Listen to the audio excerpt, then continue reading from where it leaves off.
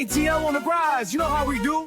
Beach tree dreams, dirty birds flying through. From the gridiron to the diamond, courts to the pitch. We reppin' ATL sports, every team, every niche.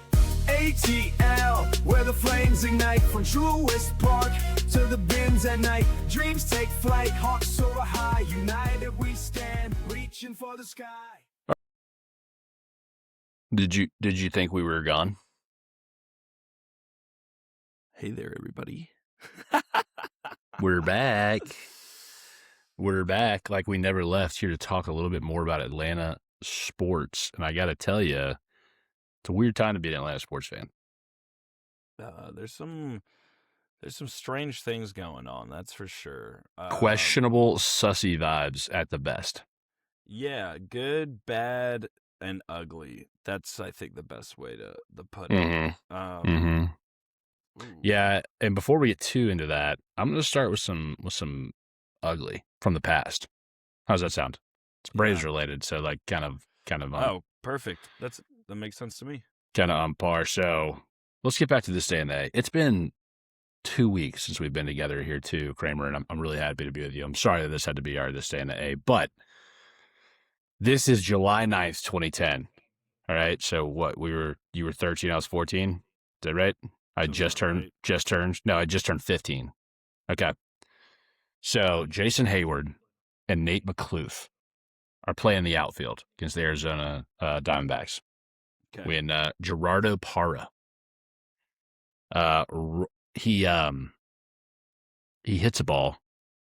Jay Hay and McClough collide in the outfield, which results in a 2-run inside the park home run for the D-backs. Really bad fielding, Travis. Why is that you're this day and day? This is why. Peter Moylan, who is now a voice of the Braves as well as a great pitcher, it was actually the first home run he had allowed in 102 innings. And it was the only score of the game, and it was an inside the park home run for the D-backs. They won 2-1.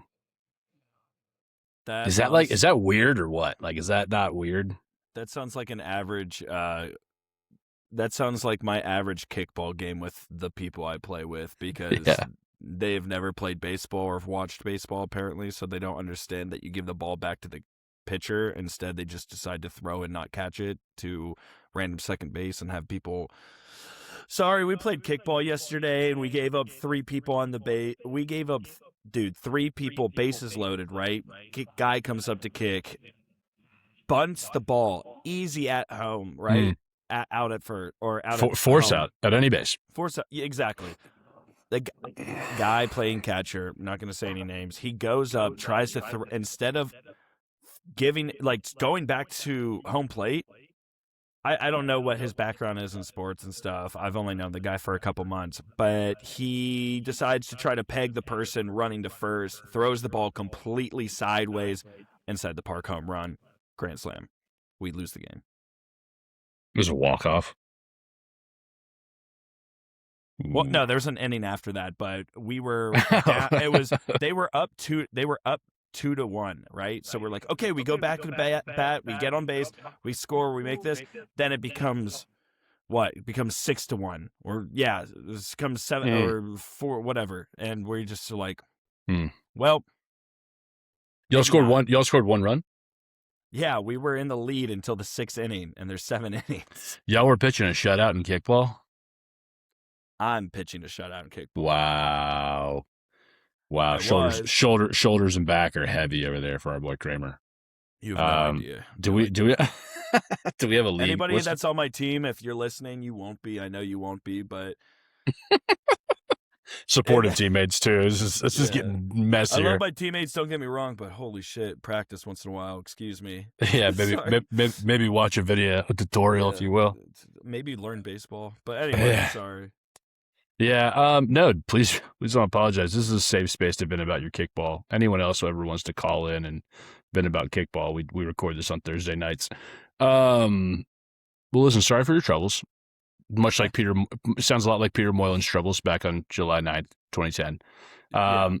You know what hasn't been a trouble, though, and what's been a really great time is all the excitement that's happened in the World Cup. And we're going to talk about it, especially after it ends. We'll have a little time to come back and talk about it. we won't get too mad about the United States doing what they always do until then. But I have one thing, and I'll preface this by saying, Kraemer, I'm not a soccer guy. Not that I don't like it. It's just I have other sports that I care about, Right. specifically football, baseball, and hockey. Like those three trump that. That's fine. We live in the United States. It's not the best league. Obviously, there's a lot of great athletes in it. Don't get me wrong, but like it's not like we live in Manchester. You know what I'm saying? Like there's very different situation. But so coming from the American mind, the non-soccer related American mind, I got a little game for you here. Okay. If you could make 3 rule changes to soccer, what would they be and why? I think obvious flopping should be an automatic corner kick. I feel like that would be so much more electric for the game, because if you flop, like that would change the game a lot more, with players sitting on the ground holding their knee when they tripped over themselves for like trying to get the penalty or the free kick. It's like they're doing all that for a free kick, and sometimes I get it, like if you're on your side of the box or whatever, but I think that's something that a lot of people, like a lot of my friends that aren't soccer guys, have reached out to me, or like, hey, I want to get into this World Cup, but holy crap, like I cannot stand these guys acting like a bunch of B words. And I go, you know what? A bunch of bad guys. Oh yeah, a bunch of bunch of brats. Bunch of B words and P words. But that's what I'm saying. It's like I get it. Like that's annoying to watch. I've seen it a lot, especially with like France, and it gets annoying, sure. But it's a great rule, by the way. Great rule change. Yeah. You said 3? Yeah, 3. If you want them, if you want to go less than that, keep it at 1. You're more of a soccer purist than I am as a Bayern Munich and Germany fan. Wow, kind of put me on the spot here.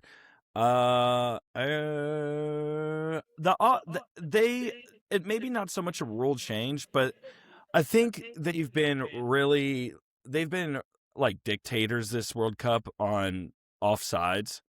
Like there's been a lot, and I think like people, you know, like diehard soccer fans, shout out Connor Lenine, would like come at me and be like, I think they've been very fair. I think if you look back at all the offsides in this World Cup, it's really only been detrimental towards lesser, like big name countries. Yeah. Like it's screwed over Ghana, it's screwed over Cape Verde, it's screwed. It's just like some of these small guys that didn't have a chance in the first place, and that they're here actually having a chance, and you're kind of just screwing them over. It's kind of annoying, because like so they do have this would you remove the review of offsides only for if it wasn't called by the, like if he called it could be reviewed, right? Yeah. Like if the ref doesn't see it, why should we be able, like if it's a score, I guess all scoring plays are reviewed, right? I mean, that's the same thing with football. So I understand that. Yeah, I don't know. That's tough, because here's what I would say in retaliation to that, is that I think the review system in baseball has been a great addition to the game. Yeah. Oh my gosh. We'll get to that more, but Drake Baldwin, that man's got eyes like a hawk. That man's been, oh my gosh, that man's out here. He goes, nope. He challenged that, and it hits almost every time. I'm like, dude, this guy is exactly who we need a catcher. Oh, I wish we could have 9 of him. He's just so great. I also, and we'll get into it like you said, but I think my new favorite thing in baseball, besides pimping a home run, is showing up the ump on a called third strike that's a 3-2 count, and starting to take your stuff off and walk down the line. Yeah, knowing it's a ball and it gets that's the new bat flip. Yeah, it's like, hey, learn. It's basically like looking at the ump without even using words and be like, learn ball. Yeah, sorry, brother. I'll see you on first base. Yeah, good call, loser. All right, okay, third if you want. It can be reckless too. It doesn't have to be purist. You know, it can be reckless. So you know how like at the beginning of the match, I guess they flip a coin, and it's kind of like in American football, right, where you have like, oh, one team starts out with a ball or whatever. I think they should actually do more like to start each half. They should do more lacrosse rules and have their two like ones go at it to fight for who gets possession of the ball first. Oh, so it's like they drop the ball in the middle of 2Ds, they got to kick for it. I love that. Yeah. I think that's such a good, and it's a hockey. It's like a face-off. Yeah, they should face off for the ball every time. I think that would be like, oh my gosh, who's gonna get it? Like, I don't know. I love that. I think that would be electric, dude. That would be so much more fun. And also, if it was like almost like an NBA tip-off too, where it's like they're back to back, and the ref like they can't look at the ref, and he just throws the ball and blows the whistle, and they gotta like turn and scramble. More like a duel where they're back to back and they both have to take like 5 steps forward, then the ball drops and they run for. Yeah, I like that a lot because then you're putting your fastest person out there. No, I mean, we might be making something good for the United States. We might be fixing foosball. Yeah. Anyway, what do you have 3 rules? Oh, I have 3 very. I asked Kraemer this without him knowing. I've been stewing on this for about 3 weeks, to be honest with you, since this thing kicked off. So I'll give you my first one. Okay. And that is, it's pretty obvious. We're going to start stopping the clock. This whole running clock garbage is like so ridiculous. And then just kind of like randomly being like, I guess 3 minutes extra, or like, oh, maybe 10 now because there's we're over that. So listen, I get the boys are hot out there. I get the hydration breaks are necessary. I'm not trying to hurt these guys or see them get messed up, but let's just stop the clock. Yeah. I mean, is that crazy? Like, I mean, someone tell me, you watch more soccer than I do. It really honestly pisses me off. I think it's weird how they pick and choose how much time gets added from the dead. There's no dead clock, so it's continually running. But they're like, oh, well, with penalties and when it goes out of bounds, we add minute, blah, blah, blah. And I'm like, okay. And I'm like, with injuries, and this guy will be injured for 10 minutes, and then they'll be like, all right, 4 minutes added. I'm like, right. Where does that make sense? Where did we go with that? Because I'm out here watching these guys fake injuries go back and forth. They stop it. They get the people out there. And I'm starting my timer, and I'm like, all right, well, we've been down for 3 minutes, and then on top of the hydration break where 3 minutes already get added, they'll be like, all right, 4 minutes added. I go, what are we talking? I'm like, I don't know. It's just like...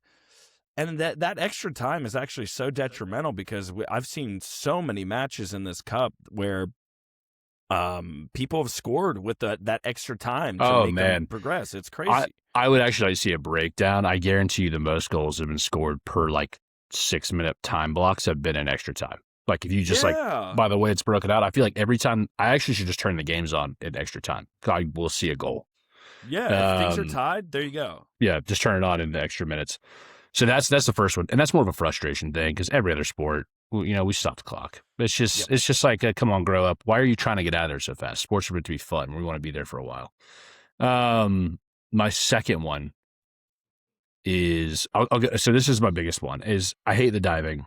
I hate all that. I hate it. That's why I don't watch the NBA as much. The Hawks got me back into it, and they will have me back into it. But I don't get to watch NBA as much because I can't stand the flopping. So here's my new rule, and this will add I think you'll like this one.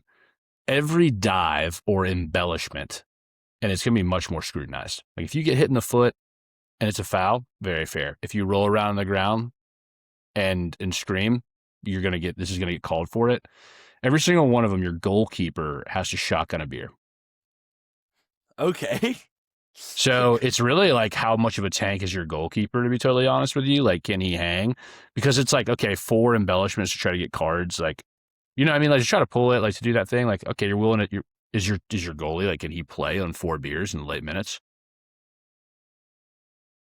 You might have fixed rec league. Or you might have fixed, like, rec league basketball. I mean, football. They could do it in basketball, too. In fact, it'd probably be much worse in basketball. It's like your point guard has to shotgun a beer. Like, that'd be brutal. And it has to be your starting goalie keeper. And once he shotguns a beer, he cannot be pulled out. Like, so it's like if he gets like super sauced because you guys don't know how to just be men and not fake injuries, that's on y'all. Like now you got a guy who's on a free kick, seeing 3 balls come at him, knuckling all over the place. Like that's totally y'all's fault. So that's like my biggest one that I think could just be like, and like most of these countries, like you really think about it, I always think it's funny, like people point out like United States, like gluttonous drinking culture. And like, don't get me wrong, there's plenty of that here. Like it's all New Orleans is for that matter of fact. But like, you think Germany's a bunch of saints? France disguises. They like to think they're classy because they drink 6 glasses of wine at lunch. It's like, you're not classy. You're just day drunk, and like you yell at us because we work a full day. Nobody works in France, so. Yeah, it's like, we work late. Well, it's like, yeah, you took 3.5 hours for lunch and you drink a bottle of wine. Like, of course you had to work late. You had to at least get 6 hours in for the day. Do you know what I mean? Yeah. And then like you think about Belgium, like also great beer. Like, I don't know, I just think about all these countries and I'm like, you guys all drink a lot too. So let's just incorporate it in the game. Like, it's a huge part of the fandom. That's my third one and my final one before we get off the subject here is I speculate this because I have 2. I'll give you my honorable mention as well. But my third one is, instead of doing PKs, I think PKs are terrible for the game. They're terrible for the game. I think PKs are electric. No, man, those teams have duked it out like crazy. So here's my change to that. Okay. So extra time, there's 30 minutes of extra time, right? 15 minutes on each side. Every 5 minutes starting an extra time, one of your players for both teams has to get off the field until it's down to 4v4 and goalies. Okay. And that way it's just like who basically has the stamina to rip a break and go get it done. Like, I'd rather see like 4 dudes just freaking duking it out and like dragging, trying to win this thing in real time. Cause like, I don't know, man, PKs are just so like, even the announcers are kind of like dogging on it a little bit. Like, it's a big moment. Like, once they get into it, they're like, this is great. Like, oh, what a moment. But it's like, I don't know. I just think like the whole game is played so hard. These guys run so many miles. I just hate to see it come down to like who accidentally muffs a kick in one moment. It's like, it sucks. I just think it sucks. So my other one, by the way, my honorable mention is that in the 75th minute, the game can be stopped for 5 minutes if both teams choose to. Because, you know, there's always a lot of tension. Like, towards the end of the games, guys are shy. They're getting pissed at each other. You know what I mean? They've been kicking each other. They've been scrumming it. They can stop the game for 5 minutes if they both agree to and elect one official from each team to go and fight at midfield. I like that. That's funny. Yeah. I think there should be. I agree with that. It's like the officials like have been real dickheads. In this you can say it. Yeah, that's not a jar. That's a real. That's like, real. That's just how they've been. It's been like kind of. They've ruined a lot of huge moments of like where people like got super hyped and countries have been super excited, and then they pull some BS out of their hat where it's just like, dude, all right. I mean, look at that Egypt-Argentina game. Don't get me wrong. I was going for Argentina, but like they called a pretty soft foul on Egypt all the way back and then waited, I don't know, like. Oh my gosh, man. Till they scored. They waited like 5 minutes until they scored and been like, oh, we got to review that foul. I'm like, that foul? I don't even remember when that foul happened. And then they're like, oh, they rewound it from like the goal all the way back. And I go, dude, that happened a year. That happened half an hour ago. That was 5 minutes of real time. Like, it was 5 minutes. Like, because they tore down the field. But, you know, I'm totally with you. I thought that was really bad. And I'm like, and it was a foul, but it wasn't like egregious. No. You know what I mean? He clipped his foot a little. There's no way that should take away the goal from Egypt. Also, speaking of the whole like offside thing, it cracked me up. It cracked me up because I'm like, oh, like I'm working, half paying attention, and I look up and I go, oh, damn, he didn't score. And then I'm like, oh, why didn't he score? And then they're like reviewing a foul. I go, oh, I didn't see you foul or anything. And it's literally just takes some 30 seconds to rewind to the point. I'm like, that's what happened? What? Yeah, it wasn't good. It wasn't good, and it doesn't help the game. It doesn't help the game for guys like me who are like trying to appreciate it once every 4 years too. Doesn't get me excited about it to watch that kind of game. So, look, we've been talking soccer for 19 minutes almost. I feel like now we should probably yeah. Let's get. We should let it breathe. Let's get into the nitty gritty of what we came here to talk about today. Yeah, let's talk about it. Like sports. Atlanta sports. There you go. The Braves. Let's get with the Braves. The Braves are, since last time we spoke, the Braves look like they're tanking. But yeah, so it's really honestly hilarious. I don't know how we still have a lead in the division with how bad we've played. We'll keep it to the last 2 weeks, which is crazy because I thought the Phillies, when they were so hot when we were first starting to slide, I'm like, they're going to catch us, which they haven't. So like, we'll take it. But we're what 6-8 in our last 14 games. We just need the All-Star break so bad. We're so dying for it. We're but before then, we need Anthopoulos to make a move. Like we have to get a starting pitcher.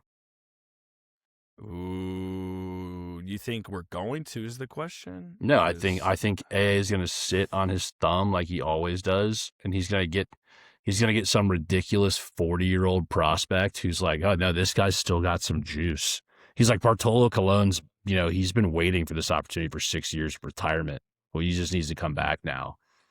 And I don't know why he chooses to play beanball like the A ball when we have money to spend. It's like, go buy a starting pitcher. We have a lot of money. We have like a decent amount of money to. I don't get it now. So it's like, go spend it. And then part of me thinks it's like, are we saving to give Ronnie a big but cheaper contract because he's been so hurt? So it's like, are we going to give him $190 million for 8 years because he's been hurt and we can do that? Who do you think we could like legitimately actually go get? So that's the thing I'm actually trying to consider. So it's like we have to look at teams that are either around or sub 500.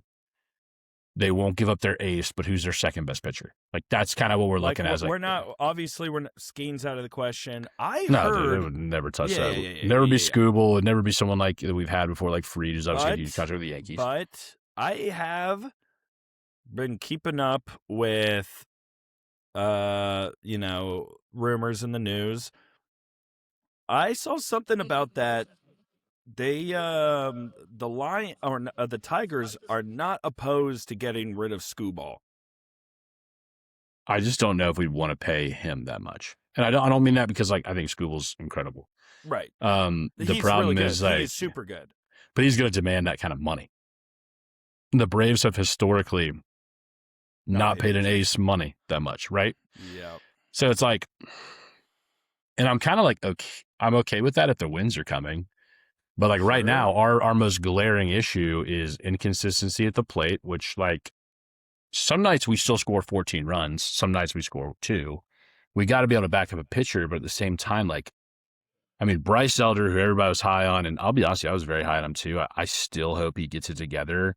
His last 3 outings. It's so weird. Sorry. He has games, and then I don't even know what to say. Like, he has his games, and then you're just sitting there like, where was this last week? Or vice versa, where he stinks, and then next week he comes out, and you're like.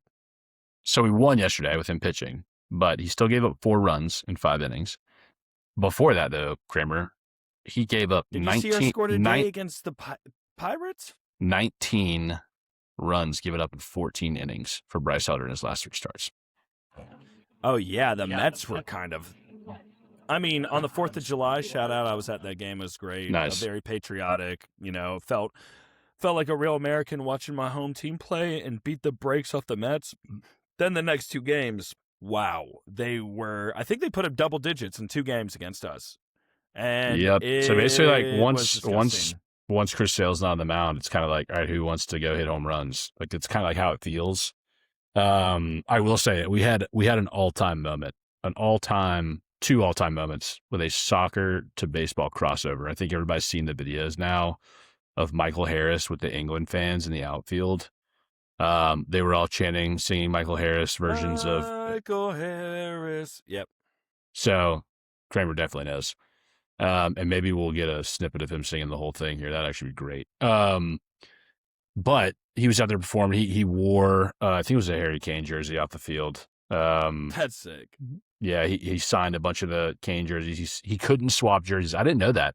He tried to give his jersey away to a fan. Well, he didn't try to. The guy asked him to switch with them, and he said, they won't let me.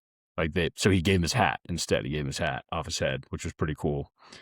And then can you not jersey swap? And I guess it's like a thing, or maybe like players can do it, but they can't give them to fans. Sounds pretty stingy from the MLB, to be totally honest with you. No, I guarantee you it's because Fanatics owns the rights to the jersey, so they are probably selling that to like Topps, and like they're making baseball cards out of them, or like or auctioning them too. You know what I mean? Like Fanatics has the right to auction their jerseys and stuff. Oh, that's so corporate. Isn't that lame, dude? Isn't that lame? Yes, that's so annoying. That dude's literal blood and sweat's on there. He should be able to give that to whoever he wants to. Yeah, the dirt from the field, like man, come on, dude, that's gross. I don't want that in a baseball card anyway. I'm kidding, I do, I really do, but not that one. Michael should be able to give that one away. Exactly. And we had an all-time call come from the soccer fans too, so everybody knows that like "Country Roads" has been like the song for the United States this past year. So I think it was actually on 4th of July too, Kraemer. So you didn't hear it because you were at the game. The crowd was screaming "Country Roads" like all together in the middle of the game. And it was going awesome. And the announcers literally say, while Matt Olson's up to bat, they go, well, this crowd is just seeing, like, they can't contain themselves. They're singing "Country Roads." Right as he says that, Matt Olson blasts one out of the ballpark, and he goes, and Matt Olson just hit it a country mile, right? Like fluidly together. That's great. And it was a beautiful call. Is that not like that's something that needs to be clipped and like. Oh, I'll clip it. I will clip it and I will send it to you and have you post it because I'm on an Instagram ban right now. Okay. I didn't get banned. I'm purposely doing it just to clarify. Right. But yeah, dude, it was amazing. It was an all-time call. But listen, the pitching's a huge, obviously, problem here, Kraemer. I think you know that. I think everybody knows it. Like, we can't go out there and score 4 runs and still lose by 6. It's like, that's just crazy. That's crazy. Matt Olson, shout out to the All-Stars, by the way. Raciel Iglesias for his first one. Chris Sale, obviously, getting his, like, 20th. I mean, he's got so many All-Stars. Ozzy Albies, as well as Matt Olson. And I'm forgetting one. Who am I forgetting? Doug Baldwin? I mean, not Doug Baldwin. Drake Baldwin. Yeah. I always want to say Doug Baldwin. Shout out Doug Baldwin, former wide receiver for the Seahawks. Yeah. It's Doug Baldwin who talked all that smack to Dion in that interview, wasn't it? I don't know. Yeah, it was. The dog. Probably. Dude, dog. Doug Baldwin used to be that guy. Dion said he would lock him up and he was not that good of a receiver. And then Dion had to interview him before the Super Bowl and he like was not messing with Dion. At the end, he was like, I'd have locked you up. Ha ha ha. And he laughed. He's like, all right, cool, Dion. Next time, bring your cleats. It's like a huge line. And it cuts into like, it's so good. Another like clip I need to go find. Some Richard Sherman type-esque things. Literally. Some petty stuff, which was legendary. Yeah. That whole Seahawks aura back then, man, was so electric. Do you want to go? I mean, if you want to. Marshawn Lynch, Doug Baldwin, Tyler Lockett. You cannot write the history, or you cannot review the history of the NFL without that like 2011 to 2014 Seahawks team. Yeah, dude, Legion of Boom, like unreal, bro. Gosh, unreal. They were so much fun. Yeah, Tyler Lockett, Doug Baldwin, Marshawn Lynch, Russell Wilson. Dude, that's just the Russell offense, Wilson bro. Before he played himself out of the Hall of Fame.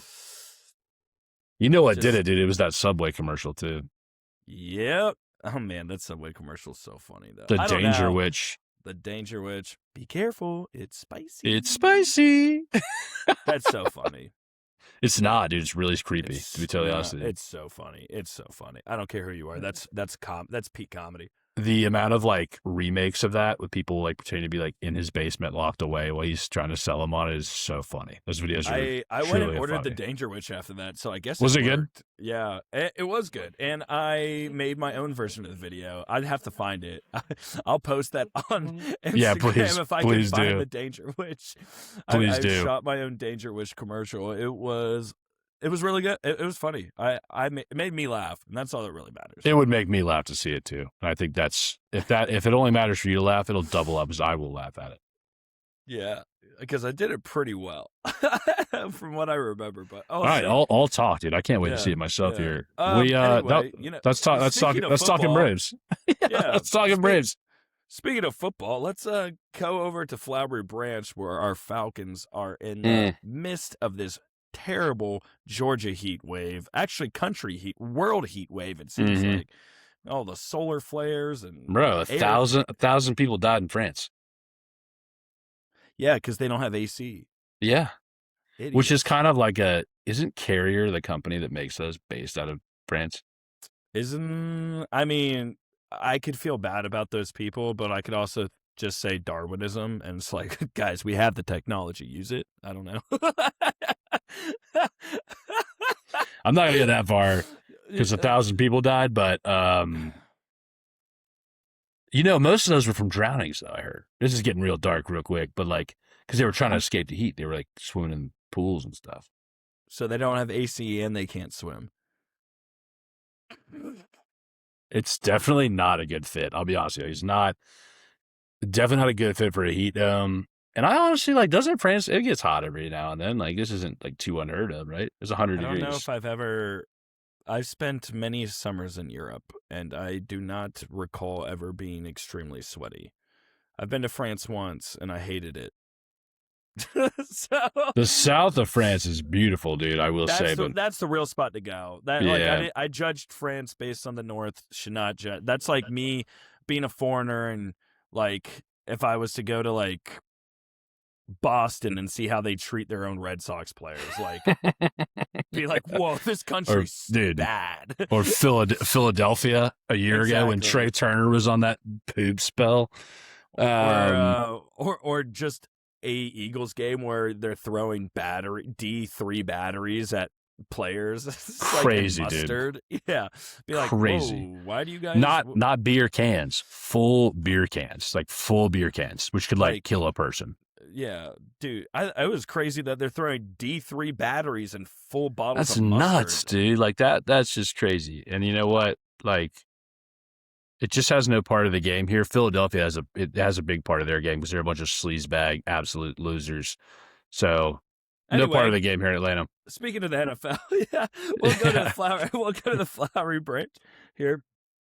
Want to start off by saying, because we announced it on Instagram, but we hadn't been on the podcast for a while. So shout out Kyle Pitts. We got a deal done. We paid 3 years, $54 million overall, with 36 of that fully guaranteed, which is huge because honestly, his potential can outweigh the amount that we gave him. But we also, that's another issue, is that we paid him on potential almost, because he had a great last year. He had a phenomenal last year, and he showed us that he could be the guy, right? Oh, dang, okay, this guy, can be worth the money if we pay it.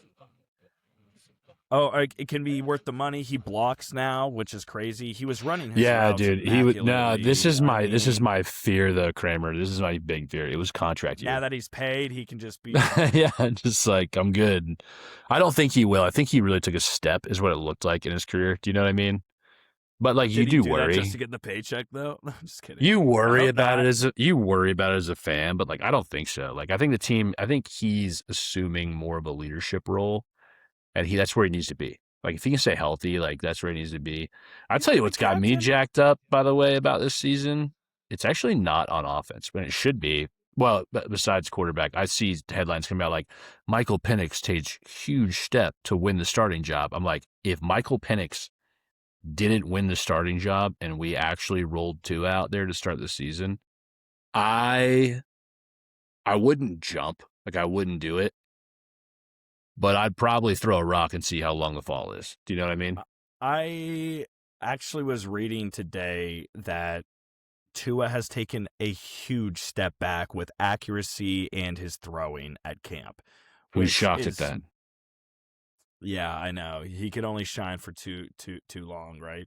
Which is okay, I get it. He has brain damage, dude. It's not funny. He can't, he probably can't drive legally anymore. And we're having him sling the rock. That's not funny. That's brutal. What? Michael Penix, if he's not the starting quarterback, that means he's losing to a man who got petitioned to not be allowed to play because of his level of concussions. That's just not good. It's not a good look. Do you know what I mean? So, yeah.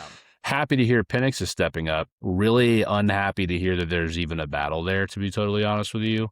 Fair.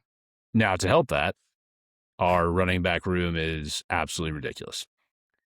It was voted the best running back room for the offseason so far. So by players and by coaches and by fans. So, which is totally understandable because you take out Montgomery and Gibbs, right? What do we have? Who is legitimate? I'm confused on who would be the next step. Yeah, I don't know that either. Honestly, it might be in Tampa Bay, and I think that's a stretch too. Like, I don't know who the other two-headed monster would be because, like, you have ones, like, you know what I mean? Like, you got the Saquons, you got, like, really good backs still, but there's no one behind him that's like, oh, yeah, I'd do that. But we have one of one. We have Bijan, the best running back in the league. Correct. Exactly. And we still have two running backs who could arguably a starting running back on any other team. Yeah, I mean, Brian Robinson Jr. could easily be a starting running back on 15 minimum 15 different teams. Dude, his first many men intro in the stadium is going to hit like pure crack cocaine. It's going to be fantastic. I'm telling you right now, it's going to be absurd. Also, I don't think we can say crack cocaine. It's like not very family friendly, so I apologize. But it's going to hit like crack cocaine. It's going to be sick. Double down. It's going to be sick. It's going to be sick. Also, on top of that, Kraemer, I got something I wanted to talk about real quick. You know who everybody's super high on, and they should be, too, because of last season? Who? Breakout player for the Falcons voted this preseason so far, summer. Brandon Dorless, after 8.5 sacks this season. Oh, yeah. Getting a lot of love. Getting a lot of love from the team and from the media, too.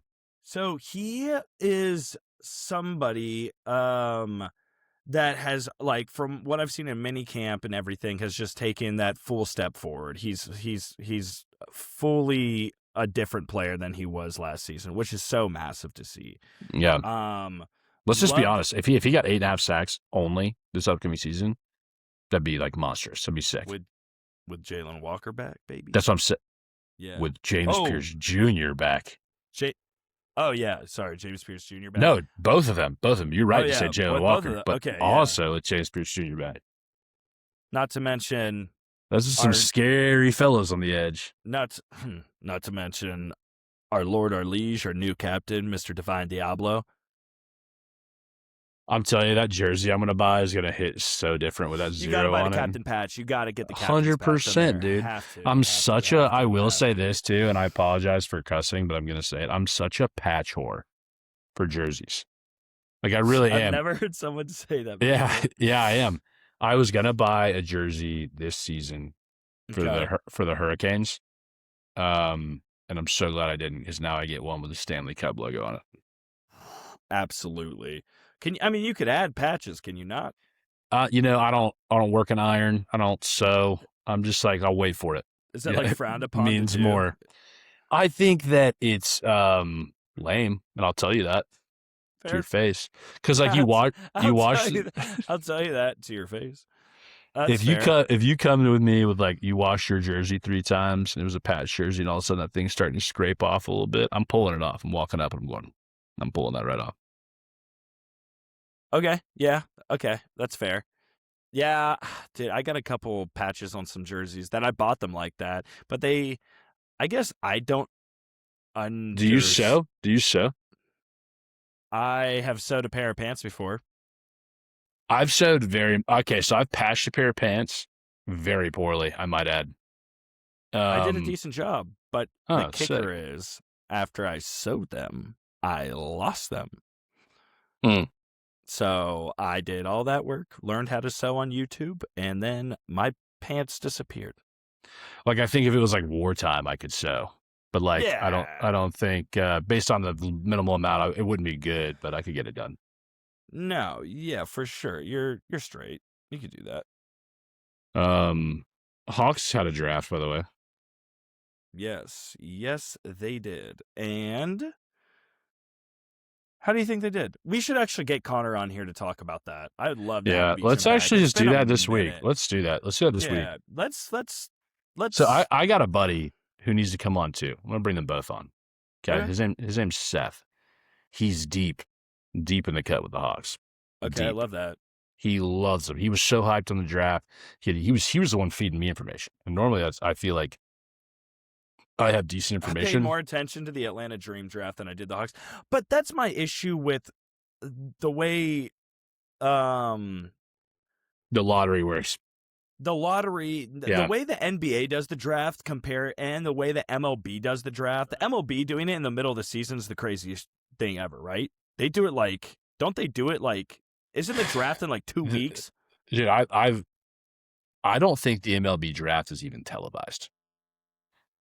No, I think it's just I'm a serious. clip I really at the don't. bottom. They're like the It might talking be. heads are up. It's like, Yeah. whatever. And then they just like, oh, by the way, this person's been. It's like the little teleprompter on the bottom. And then Yeah, it's like, oh, look, the another person out of Parkview High School drafted in high school. Great. I just feel like the NBA draft is like unbelievably not advertised. I'm just like, No, oh, the lottery selection, which is like 4 weeks ahead of time, is more hyped up than the draft. I could pay attention to that, but then like I'll be at the gym and be like, ooh, the draft last night. I'd be like, what? What do you mean? What, the draft was last night? The only league that gets the draft right is the NFL. But the NFL is king, so that makes sense to me. Well, it's like it's such a circus too. Yeah. Such a circus, and I love it. Like it's just I say I love it. It's getting a little too much nowadays. Too many commercials. So that's the issue with American sports that I think a lot of people from the World Cup are realizing. It's like, wow, it's been crazy. really peaceful to watch like a game where the only commercials is the hydration break, but you also have to wait like, what, 15, 17 minutes for that? No, dude, like 27 minutes. It's been fantastic. Exactly. It's like when the Masters has the limited coverage, like the limited commercials on Sunday. And you're like, man, I really just enjoyed watching a sport. You know what I mean? I get ad revenue. I get it's a capitalist society. But like, how much more money does CBS need? Like, do we really need to like have Scotty Scheffler hitting like the biggest putt of his life while I'm watching the Danger Witch commercial? Like on the screen, and the Danger Witch commercial is bigger than Scotty hitting the putt. And I don't know. Like, I don't think I need money that bad, but apparently we do. Sad. It's disrespectful to the viewers, you know? It's Yeah, it really is. just like, can we And like, dude, I'm figure starting something out that's like equal to both? It's just like corporate slavery. But see, that's why like in, Premier League or like the different leagues like that, you see all the advertisements on the players' jerseys. Which honestly, I'm getting to the point where like that seems like a better idea. I'd rather, a logo on the stomach or the chest or whatever, get, a patch, just add another patch to where that limits the amount of commercial breaks for the NFL. I'd rather watch them drink water on the sideline. And like, I'd rather do that than watch another one of these flow from Progressive commercials.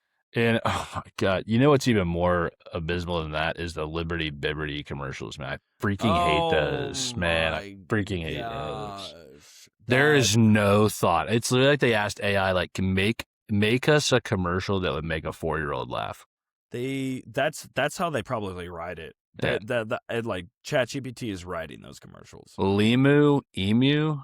What is that even about, dude? Like, I get Geico crushed it with the gecko. You don't need to do this though. Everybody wants an animal, but they can't beat the king. Also, they're like, and Doug. Like, Doug's supposed to be some plain Jane name, dude. I know a lot of goated Dougs.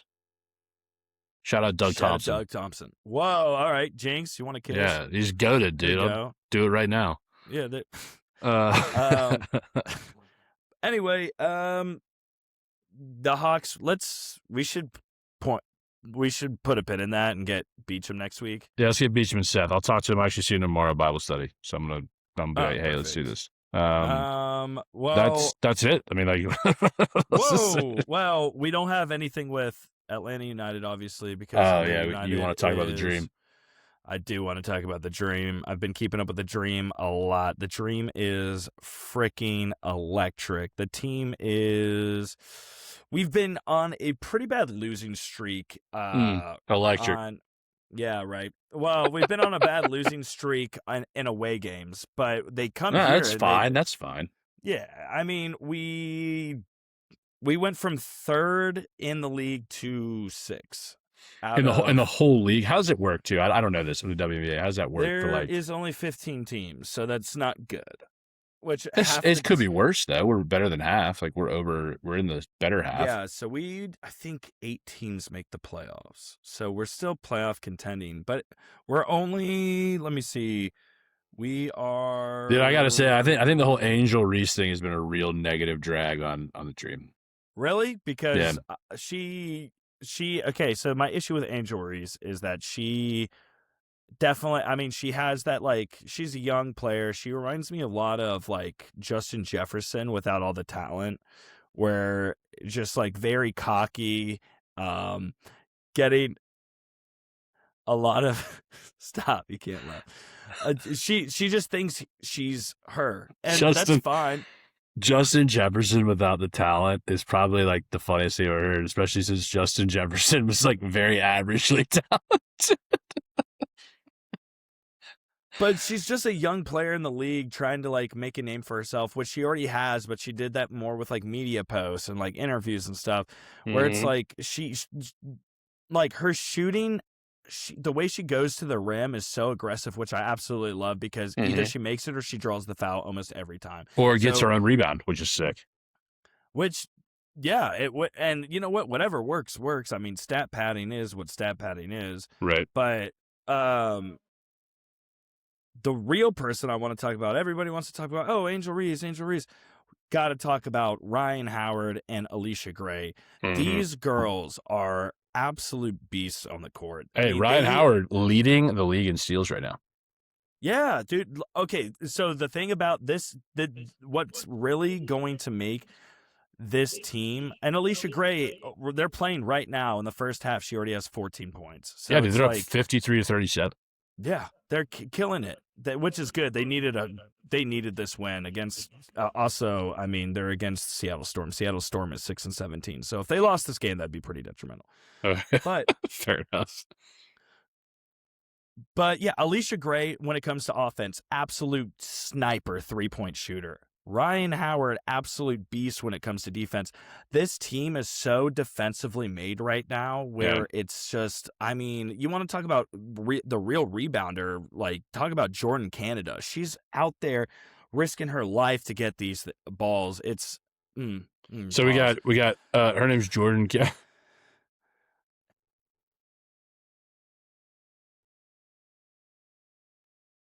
We got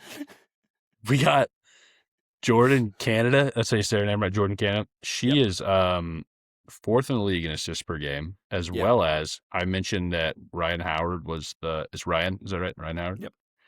Is number 1 in the league in steals. Jordan Canada is number 2 in the league in steals per game.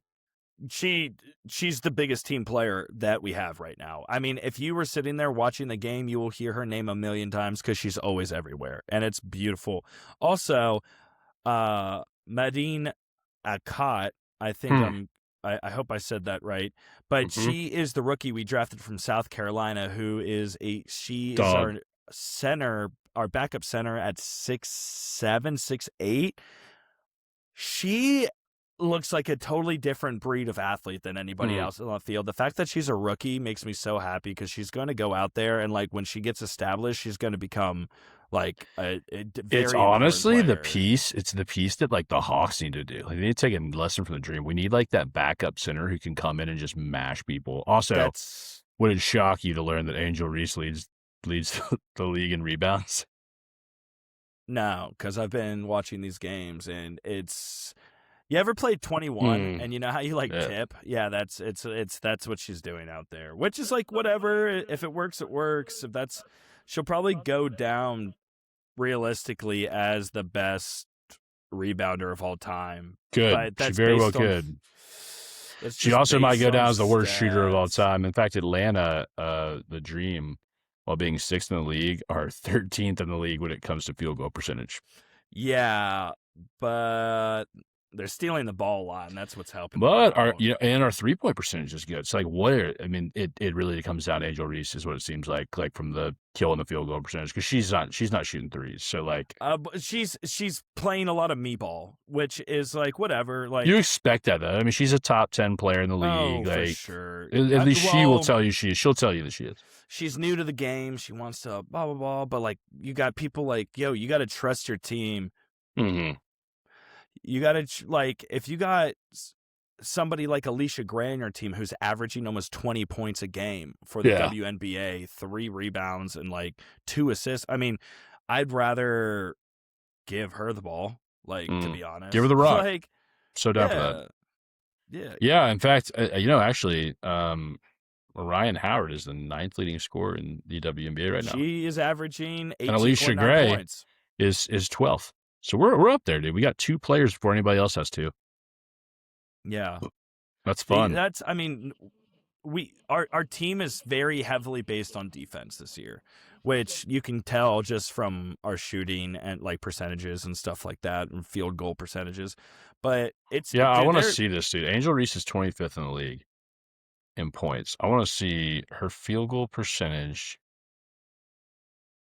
She's averaging 15 points a game. She's averaging 12 rebounds a game. She has the lowest field goal percentage of anyone in her threshold or below her by 10. So the top 35 players, she has the lowest field goal percentage. She has 10 points in the first half and 7 rebounds. That's insane, actually. 7 Dude, rebounds. she's doing all this shooting almost sub 40% and 9.5% from 3. Yeah. And she's still a top 25 scorer, dude. That rebounding, that helps, man. She's aggressive. I'll give her that. Like she hustles. Like she gets after it. And there's a place for that kind of player in any Atlanta sport. Yeah, I mean, honestly, that's the Hawks can take a lesson from I would love for the coach of the Dream to sit down with the Hawks players and say, "Hey, I understand it's a different league, but at the same time, we gotta maybe put some pep in our step in some certain aspects." You know what I mean? Like, not saying that he's not, our Hawks. I think we extended the Hawks coach. No. Yeah, we did. Yeah, so neither here nor there, but anyway, but that's it. Yeah, that's the last of the sports I got to talk about. I just have like been very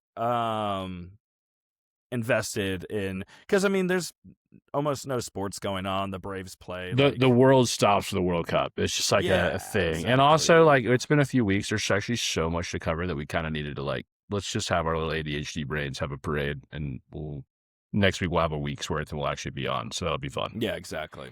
Yeah, we should definitely get Beecham though. Like, yeah, Beecham and Seth. I got that. Got that covered. All right. Do you got anything to close us out, Mr. Kenny? Yeah, dude. I just happy to be back. It's good to see you, man. I've missed you. I love the mustache, by the way. People who are listening and don't watch, Kraemer's just got like this crazy mustache. Pretty impressive. Definitely a high tea guy. All right. Thank you, everybody, for listening to another episode of the Atlanta Sports Special. And whether you flew here or you grew here, we appreciate having you guys. Rise up, baby. Yeah! ATL on the rise, you know how we do. Beach tree dreams, dirty birds flying through. From the gridiron to the diamond, courts to the pitch. We reppin' ATL sports, every team, every niche. ATL, where the flames ignite. From Truist Park to the bins at night. Dreams take flight, Hawks soar high. United we stand, reaching for the sky.